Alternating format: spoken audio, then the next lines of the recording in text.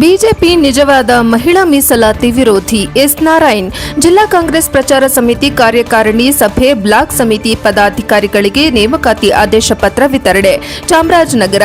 BJP ನಿಜವಾದ ಮಹಿಳಾ ಮೀಸಲಾತಿ ವಿರೋಧಿ ಎಂದು ಕೆಪಿಸಿಸಿ ಪ್ರಚಾರ ಸಮಿತಿ ರಾಜ್ಯ ಉಪಾಧ್ಯಕ್ಷ ಎಸ್ ನಾರಾಯಣ್ ಆರೋಪಿಸಿದರು. ನಗರದ ಸತ್ತಿ ರಸ್ತೆಯಲ್ಲಿರುವ ಜಿಲ್ಲಾ ಕಾಂಗ್ರೆಸ್ ಕಚೇರಿಯಲ್ಲಿ ನಡೆದ ಜಿಲ್ಲಾ ಕಾರ್ಯಕಾರಿಣಿ ಸಭೆ ಬ್ಲಾಕ್ ಸಮಿತಿ ಪದಾಧಿಕಾರಿಗಳಿಗೆ ನೇಮಕಾತಿ ಆದೇಶ ಪತ್ರ ವಿತರಣಾ ಕಾರ್ಯಕ್ರಮದಲ್ಲಿ ಅವರು ಮುಖ್ಯ ಅತಿಥಿಯಾಗಿ ಭಾಗವಹಿಸಿ ಮಾತನಾಡಿದರು. ದೇಶಕ್ಕಾಗಿ ಸ್ವಾತಂತ್ರ್ಯ ತಂದುಕೊಟ್ಟಿದ್ದು ಕಾಂಗ್ರೆಸ್ ಸ್ವಾತಂತ್ರ್ಯ ಪೂರ್ವದಲ್ಲೂ ಮಹಿಳೆಯರ ಪರವಾಗಿದ್ದು ಮಹಿಳಾ ಮೀಸಲಾತಿ ಪರವಾಗಿದೆ ಹೊರತು ವಿರೋಧ ಮಾಡುತ್ತಿಲ್ಲ. ಕೂಡಲೇ ಮಹಿಳಾ ಮೀಸಲಾತಿ ಜಾರಿ ಮಾಡಬೇಕು ಎಂದು ಒತ್ತಾಯಿಸಿದರು. ಕೊಳ್ಳೇಗಾಲ ಶಾಸಕ ಎಆರ್ ಕೃಷ್ಣಮೂರ್ತಿ ಮಾತನಾಡಿ, ಕಾಂಗ್ರೆಸ್ ಪಕ್ಷವು ಎಲ್ಲ ವರ್ಗ ಎಲ್ಲ ಧರ್ಮಗಳಿಗೆ ಸಾಮಾಜಿಕ ನ್ಯಾಯ ಕೊಡಿಸುತ್ತದೆ. ಕಾಂಗ್ರೆಸ್ ಪ್ರಚಾರ ಸಮಿತಿಯ 23 ಮಂದಿಗೆ ನೇಮಕಾತಿ ಆದೇಶ ಪತ್ರ ವಿತರಿಸಲಾಗಿದೆ. ಮುಂದಿನ ದಿನಗಳಲ್ಲಿ ಕೊಳ್ಳೇಗಾಲ ಕ್ಷೇತ್ರದಲ್ಲೂ ಕಾರ್ಯಕ್ರಮ ಮಾಡಿ ನಿಮಗೆ ಎಲ್ಲಾ ರೀತಿಯ ಸಹಕಾರ ಕೊಡುವುದಾಗಿ ತಿಳಿಸಿದರು. ಜಿಲ್ಲಾ ಕಾಂಗ್ರೆಸ್ ಅಧ್ಯಕ್ಷರು ಚೂಡಾ ಅಧ್ಯಕ್ಷ ಪಿ ಮರಿಸ್ವಾಮಿ ಅಧ್ಯಕ್ಷತೆ ವಹಿಸಿದ್ದ ಜಿಲ್ಲಾ ಕಾಂಗ್ರೆಸ್ ಪ್ರಚಾರ ಸಮಿತಿ ಅಧ್ಯಕ್ಷ ಮಧುಸೂದನ್ ಮಾತನಾಡಿದರು. ಸಭೆಯಲ್ಲಿ ಕಾಂಗ್ರೆಸ್ ಪ್ರಚಾರ ಸಮಿತಿಯ ಜಿಲ್ಲಾ ಉಪಾಧ್ಯಕ್ಷರಾದ Syed Nazarulla, R Siddaraju, Irasavadi Ashok Kumar, Heggavadi Kemparaju, Kerahalli Rajkumar, Gundlupet Shaniza Muddin, RT Ullas, V Shivakumar, block ಅಧ್ಯಕ್ಷರಾದ ರವಿ ಬಿಸಲವಾಡಿ, ಅಫ್ಸರ್ ಅಹಮದ್, ಡಿಕೆ ಶಿವಕುಮಾರ್, ಮನೋಹರ್ ಕೋಟೆಕೆರೆ, ಶಂಕರ್ ನಾಯಕ್, ಪ್ರಸಾದ್ ಸೋಮಹಳ್ಳಿ, ಮುರಳಿ ಇತರರು ಭಾಗವಹಿಸಿದ್ದರು. ವರದಿ ಹುಮ್ಮ ನಂಜುಂಡನಾಯಕ ಎನ್ಕೆಎಸ್ ಟಿವಿ 4 ಚಾಮರಾಜನಗರ. ನಿಮಗೋಸ್ಕರ ಕಾರ್ಯಕ್ರಮ ಮಾಡಿದ್ದು, ನಿಮಗೋಸ್ಕರ ನಾನು ಬೆಂಗಳೂರಿಂದ ಬಂದಿದ್ದೀನಿ, ನಿಮಗೋಸ್ಕರ ಸಾಹೇಬರು ಕಾರ್ಯಕ್ರಮ ಬಿಟ್ಟು ಕೂತ್ಕೊಂಡಿದ್ದಾರೆ. ನೀವು ಮೊಬೈಲ್ ಮಾತಾಡಂಗಿದ್ರೆ ಆಮೇಲೆ ಮಾತಾಡಿ, ಮೊದಲೇ ಮಾತಾಡ್ಕೊಂಡು ಆಮೇಲೆ ಕಾರ್ಯಕ್ರಮಕ್ಕೆ ಬನ್ನಿ. ಕ್ಷಮಿಸಿ, ಬೇಜಾರಾಯ್ತು ನನಗೆ. ಕೆಲವರು ಎದ್ದೇನು ಓಡಾಡ್ತಾ ಇದ್ರು. ಪ್ರಚಾರ ಸಮಿತಿ ಇಷ್ಟು ವರ್ಷಗಳು ಇದ್ದಂತ ಪ್ರಚಾರ ಸಮಿತಿ ಬೇರೆ, ಈಗ ಇರ್ತಕ್ಕಂಥ ಪ್ರಚಾರ ಸಮಿತಿನೇ ಬೇರೆ. ಯಾಕೆ ಮಾತು ಹೇಳ್ತಾ ಇದ್ದೀನಿ ಅಂದ್ರೆ, ಪ್ರಚಾರ ಸಮಿತಿ ಅಂದ್ರೆ ಬರೀ ಒಂದು ನೇಮಕಾತಿ ಆದೇಶ ತಗೊಂಡು ಒಂದು SD ಕಾರ್ಡ್ ಮಾಡ್ಕೊಂಡು ಜೋಬಲ್ಲಿ ಇಟ್ಕೊಳ್ಳೋದು, ಕಾರ್ಗೆ ಬೋರ್ಡ್ ಹಾಕೊಂಡು ಓಡಾಡೋದು ಅಲ್ಲ ಪ್ರಚಾರ ಸಮಿತಿ. ಪ್ರಚಾರ ಸಮಿತಿ ಯುದ್ಧದ ಸೇನಾನಿಗಳ ತರ ಕೆಲಸ ಮಾಡೋದು ಪ್ರಚಾರ ಸಮಿತಿಯ ಕೆಲಸ. ಹಾಗಾಗಿ ಪ್ರಚಾರ ಸಮಿತಿಯ ಇತ್ತೀಚಿನ ಬಹುತೇಕ ಸಂಯೋಜಕರು, ಬಹುತೇಕ ಅಧ್ಯಕ್ಷರು, ಉಪಾಧ್ಯಕ್ಷರೆಲ್ಲ ನೋಡಿದಾಗ ಎಲ್ಲ ಕ್ರಿಯಾಶೀಲರಾಗಿರ್ತಾರೆ. ನೀವು ಕೂಡ ಚಾಮರಾಜನಗರ ಜಿಲ್ಲೆಯಲ್ಲಿ ಅತ್ಯಂತ ಕ್ರಿಯಾಶೀಲರಾಗಿ ಇರಬೇಕು ಅನ್ನೋದು ನನ್ನ ಆಸೆ. ಯಾಕೆಂದ್ರೆ ನಿಮ್ಮನ್ನ ಸಜೆಸ್ಟ್ ಮಾಡಿರೋದು ನಿಮ್ಮ ಕ್ಷೇತ್ರದ ಶಾಸಕರು. ನೆನಪಿಟ್ಕೊಳ್ಳಿ, ನೀವು ಒಂದು ಸಣ್ಣ ತಪ್ಪು ಮಾಡಿದ್ರು ಕೂಡ ಅವ್ರಿಗೆ ಅವಮಾನ ಆಗುತ್ತೆ. ಹಾಗಾಗಿ ನಿಮ್ಮ ಚಟುವಟಿಕೆಗಳು ಹೆಚ್ಚಿನ ರೀತಿಯಲ್ಲಿ ಇರುತ್ತೆ. ಹಾಗೆ ರವಿ ಅವರು ಹೇಳಿದಾಗೆ ಚುನಾವಣೆ ಬರೋದಲ್ಲ ಪ್ರಚಾರ ಸಮಿತಿ, ಚುನಾವಣೆ ಯಾವಾಗ ಮಾಡ್ಕೊಳ್ಳಿದೆ ಅವ್ರಿಗೆ ಬಿಟ್ಟಿದ್ದು. ಅದು ಪ್ರಚಾರ ಸಮಿತಿ ಮಾಡುವಂತ ಕೆಲಸಗಳು ಬೇಕಾದಷ್ಟಿದೆ. ಅದನ್ನೆಲ್ಲ ನಾವು ಶುರು ಮಾಡ್ತೀವಿ. ಈಗ ಮುಂದಿನ ತಿಂಗಳು ಮೊಟ್ಟ ಮೊದಲದಾಗಿ, ಈಗ ಹನೂರು ಆಯ್ತು, ನಮಗೆ ಹನೂರು ಮುಗಿಸಿ ಅದ್ರ ಪ್ರಾರಂಭ ಮಾಡಿದ್ವಿ, ಮುಗ್ದಿಲ್ಲ ಅದು. ಮುಂದಿನ ತಿಂಗಳು ಸಾಹೇಬರ ನೇತೃತ್ವದಲ್ಲಿ ಸಾಹೇಬರ ಹತ್ರ ಮಾತಾಡ್ಕೊಂಡು ಕೊಳ್ಳೇಗಾಲದಲ್ಲಿ ಶುರು ಮಾಡ್ತೀವಿ ನಾವು. ಈ ರೂಪುರೇಷೆಗಳು ಹೇಗಿರುತ್ತೆ ಅಂದ್ರೆ, ಈ ಹಿಂದೆ ನೀವೆಲ್ಲೂ ನೋಡಿರಲ್ಲ, ಕೇಳಿರಲ್ಲ, ಆ ರೀತಿ ಇರುತ್ತೆ. ಯಾಕೆ ಇದನ್ನೆಲ್ಲ ನಾವು ಮಾಡ್ತಾ ಇದ್ದೀವಿ ಅಂದ್ರೆ, ಕಾಂಗ್ರೆಸ್ ಪಕ್ಷವನ್ನ ಇಡೀ ದೇಶದಲ್ಲಿ ಅಪಪ್ರಚಾರದ ಮುಖಾಂತರ ತುಳಿತಾ ಇದ್ದಾರೆ. ಅದು ನಿಮ್ಮೆಲ್ಲರಿಗೂ ಅರ್ಥ ಆಗ್ಬೇಕು. ನಾವೆಲ್ಲೋ ಚಾಮರಾಜನಗರದಲ್ಲಿ ಕಾಂಗ್ರೆಸ್ ಭದ್ರವಾಗಿದೆ, ನೆಮ್ಮದಿಯಾಗಿದ್ದೀವಿ ಅಂತಲ್ಲ. ಅಕ್ಕಪಕ್ಕದಲ್ಲೂ ಎಲ್ಲರೂ ಕೂಡ ಚೆನ್ನಾಗಿದ್ರೆ ನಾವು ಚೆನ್ನಾಗಿರೋಕೆ ಸಾಧ್ಯ. ಪ್ರಚಾರ ಸಮಿತಿ ಬಲಿಷ್ಠವಾಗಿದ್ದಷ್ಟು ಪಕ್ಷ ಬಲಿಷ್ಠವಾಗಿರ್ತದೆ. ನೆನ್ಪಿಟ್ಕೊಳ್ಳಿ. ಈಗಾಗಲೇ ರವಿ ಅವರು ಹೇಳಿದಾಗೆ ಪಕ್ಕದ ರಾಜ್ಯದಲ್ಲಿ ಹೊಸ ಸರ್ಕಾರ ಬೆಳೆದಿದೆ. ಅದು ಹೇಗ್ ಬಂತು ನಿಮ್ಗೆಲ್ಲ ಗೊತ್ತಿದ್ಯಾ? ಒಂದು ಪೋಸ್ಟ್ ಹಾಕಿಲ್ಲ, ಒಂದು ಪ್ರಚಾರ ಮಾಡಿಲ್ಲ, ಕ್ಯಾಂಡಿಡೇಟ್ ಯಾರು ಅಂತ ಬಿದ್ದು ಓಡಾಡೇ ಇಲ್ಲ.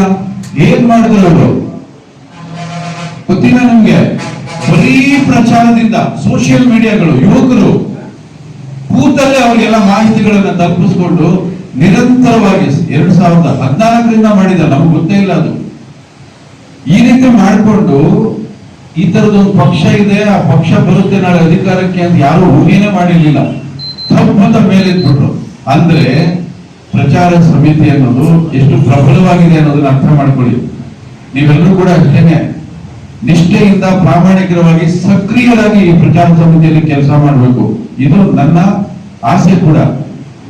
ಯಾಕೆಂದ್ರೆ ಆಗ್ಲೇ ಮಧುಸೂದನ್ ಅವ್ರು ಹೇಳಿದ್ರು, ಸರ್ ನಾವು ರಾಜಕೀಯದವರೆಲ್ಲ ಸರ್ ರೈತಾಪಿ ಜನ ರಾಜಕೀಯಕ್ಕೆ ಬಂದ್ಬಿಟ್ಟಿದೀವಿ ಸಾಹೇಬ್. ನಾನು ಅಲ್ವಾ? ನಾನೇನ್ ಬಂದು ಕೆಲಸ ಮಾಡ್ಬೇಕು? ಮದುವೆ ಹೇಳಿ. ಯಾರಿಗೂ ಯಾವುದು ಹೊಸದಲ್ಲ, ಯಾರಿಗೂ ಯಾವುದು ಅನುಭವ ಬೇಕಾಗಿಲ್ಲ.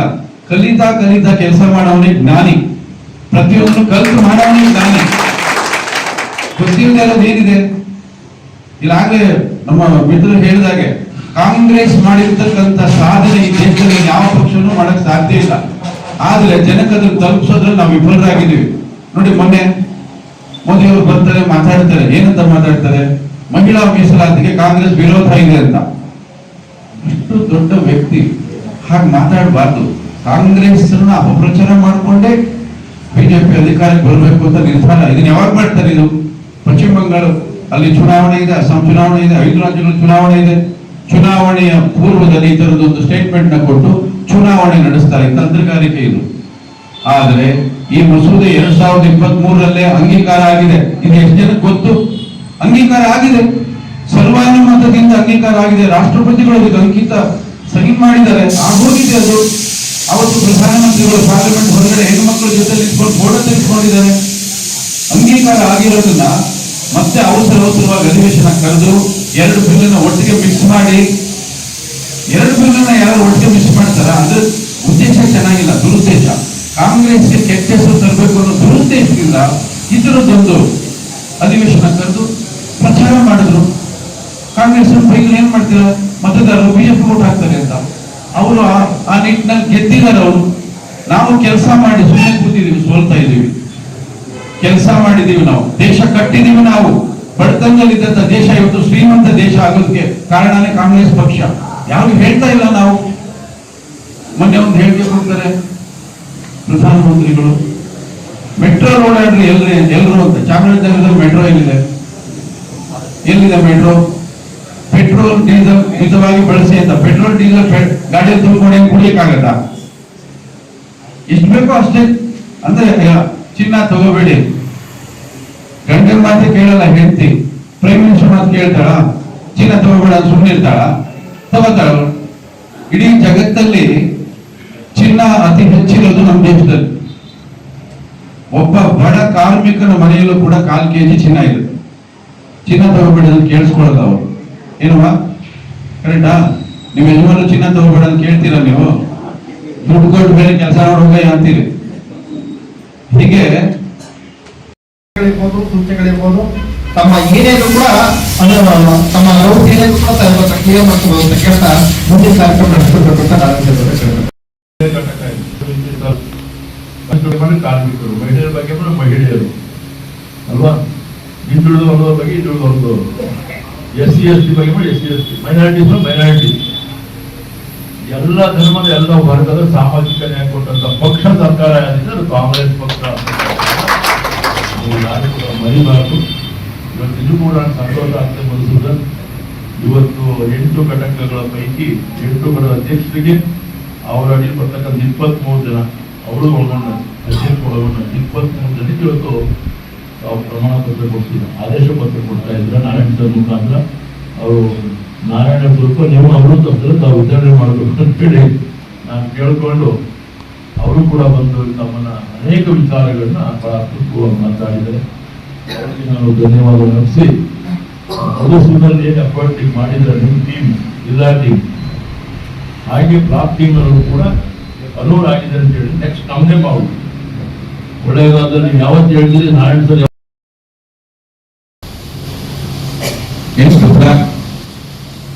8 ಬ್ಲಾಕ್ ಅಲ್ಲಿ ನೀವು ಎಲ್ಲ ಪದಾಧಿಕಾರಿಗಳನ್ನ ನೇಮಕ ಮಾಡುವಾಗ ಬ್ಲಾಕ್ ಅಧ್ಯಕ್ಷರ ವಿಶ್ವಾಸವನ್ನು ತಗೊಂಡಿದ್ದಲ್ವಾ? ಅವ್ರ ಗಮನಕ್ಕೆ ಬಂದಿದ್ದು ಯಾರನ್ನು ಹೆಸರುಗಳನ್ನ ಯಾರು ಸೂಚಿಸಿದ್ರು? ಅವರೇ ಅಲ್ವಾ? ನೀವಲ್ವಾ? ನನಗೊಂಚೂರು ದಯವಿಟ್ಟು ನಮ್ಮ ಬ್ಲಾಕ್ ಅಧ್ಯಕ್ಷರುಗಳು ದಯವಿಟ್ಟು ಸ್ವಲ್ಪ ಮಾತಾಡಬಹುದು. ಯಾರು ಎಷ್ಟು ಜನ ಇರಲಿ ಬ್ಲಾಕ್ ಅಧ್ಯಕ್ಷರಲ್ಲಿ ಪ್ರೆಸೆಂಟ್? 8 ಬ್ಲಾಕ್ ಅಧ್ಯಕ್ಷರು ಬನ್ನಿ ದಯವಿಟ್ಟು. ಮುಂದೆ ಒಂದಷ್ಟು ಜನ ಅಲ್ಲಿ ಹೋಗಿದ್ದಾರೆ. ನಾನು ಹೇಳಿದ್ದೆ ಸಭೆ ಇದೆ, ಇರಬೇಕು, ನಾನು ನಿಮ್ಮ ಜೊತೆ ಮಾತಾಡಬೇಕು, ನೀವು ನಮ್ಮ